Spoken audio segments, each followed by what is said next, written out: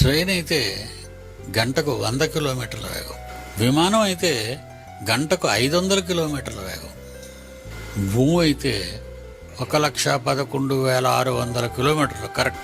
ఎంత వేగమా భూమి? ఆశ్చర్యపోతున్నారు కదా.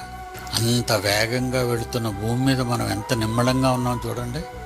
విమాన వేగానికి కిటికీలు తీయకూడదండి. కిటికీలు తీసామా విమానం మొక్కలైపోద్ది ఉంటుంది. మరి భూమి సూర్యుడు చుట్టూ తిరగడానికి 1,11,600 కిలోమీటర్ల వేగం పరిగెడుతుందే, కానీ భూమి కదిలిపోలేదు, భూమి ముక్కలు ముక్కలుగా విడిపోలేదు. మనుష్యులు ప్రశాంతంగా నడుచుకుంటూ పోతున్నారు. ఇప్పుడు ప్రయాణంలో ఉంది భూమి. ఇదంతా ఎందుకు చేశాడని మనం అనుకుంటే మన కోసమే. భూమి మీద మనుష్యుడు ఏ తొందర లేకుండా ప్రశాంతంగా బ్రతుకుతూ ప్రశాంతంగా నిద్రపోవాలని నిశ్శబ్ద వాతావరణంలో విశ్వాన్ని తిప్పుతున్నాడు.